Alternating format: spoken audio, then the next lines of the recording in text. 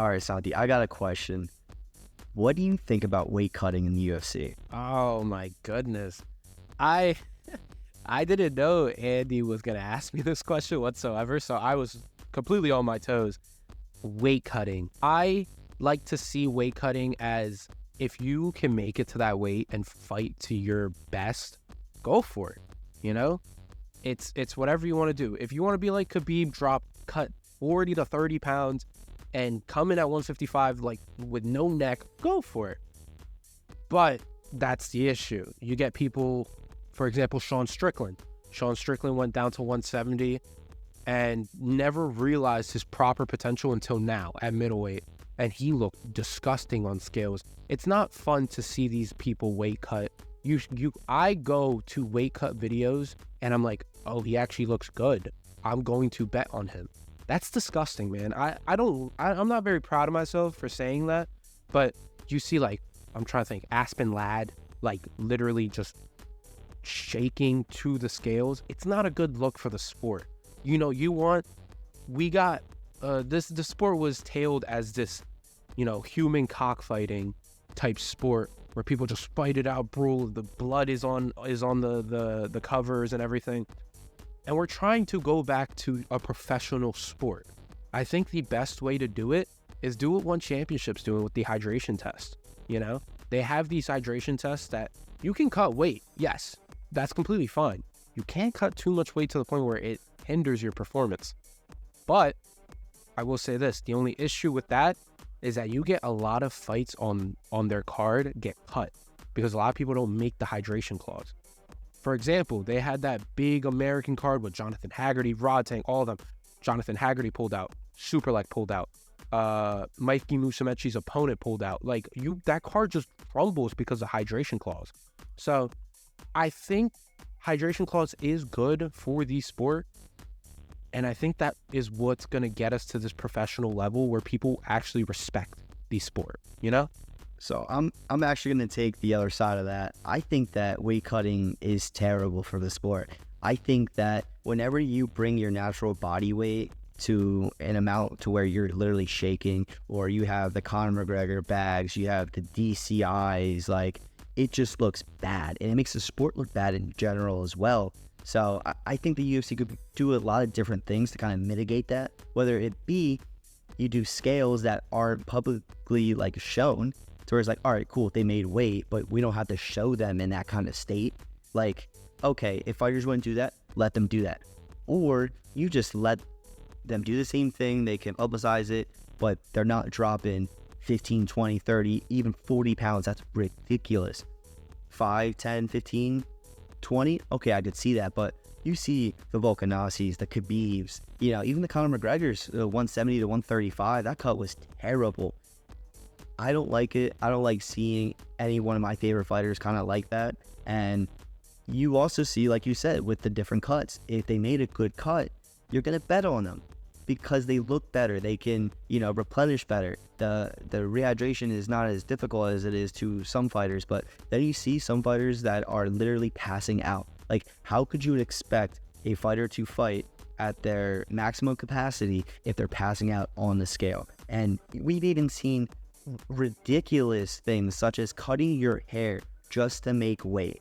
I mean, I think that is ridiculous. I think that the UFC needs to do something, whether it is a rehydration test, whether it is dropping less weight, whether there's a certain parameter in which you can fight from. But I just think that weight cutting in general is terrible for your body. And until we see, unfortunately, something bad happen, there's going to be no fix for it. Yeah, I honestly perfectly agree with it. Believe it or not, I was planning on putting some sort of money on Sean Strickland. But then when I saw him on the scale, I didn't think he had the worst cut in the world. But then when he was going to get interviewed, he was stumbling on his words. He was raspy voice, ended up making the interview short because he couldn't keep talking. So I'm sitting there, I'm like, I don't want to, this guy's going to get his ass whooped even worse now because his cut looked disgusting. Obviously, some things changed.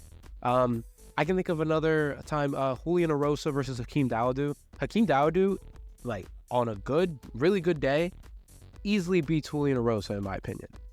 But Hakeem Dawodu stepped on the scale. You can see his rib cage. You can see his lungs, basically, at that point.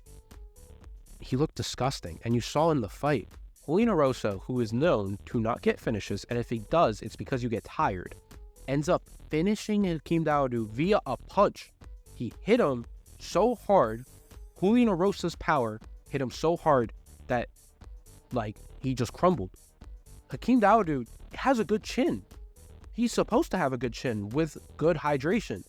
I don't think it's okay to see fighters like these who are really good, but they have to make the cut so that you don't see full potential. And I think that's really bad for the sport. You want to show martial arts, and you want to show the best someone can show that martial art, especially for Hakeem Dawodu, who was a rising prospect at the time.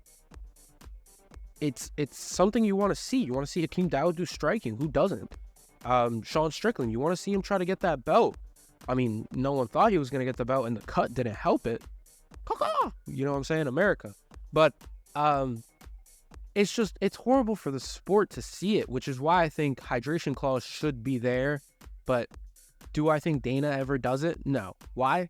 Dana doesn't like change. He doesn't even like... He was asked the other day if he should put a finishing bonus.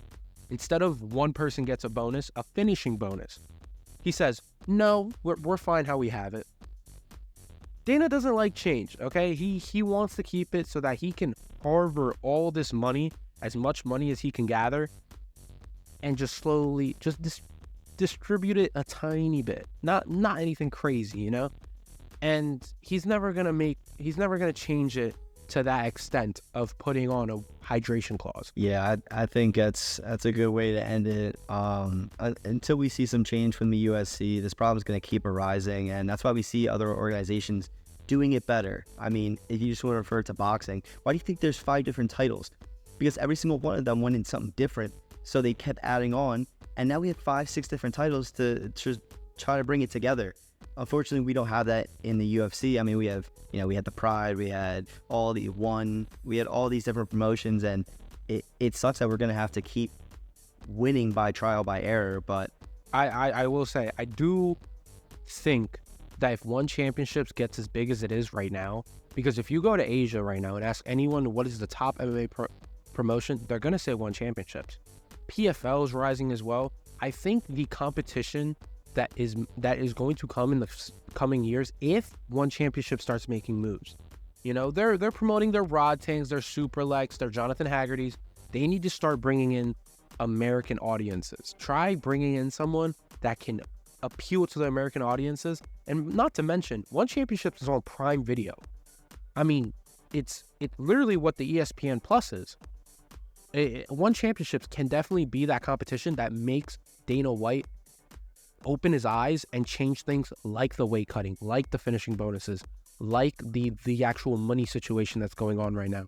Same with PFL. Francis Ngannou is doing what no one would ever do if there wasn't an actual competition. I tune into PFL. I tune into one championships. Yeah, I'm a hardcore fan, but I think if Francis Ngannou fights an actual good opponent, people will tune into it, you know? I think the competition will make Dana White change his mind about certain topics like this. I agree. And if you guys made it this far, make sure to drop a like, subscribe if you like this content, and make sure you drop a comment. Let us know what you want to know next. We're trying to, get through all the problems and trying to bring to surface all the underlying stuff that's just pushed away that no one else talks about. Because either 1, they're too scared, or 2, they have no idea what they're talking about. So again, thank you guys for watching, and we'll see you guys next week.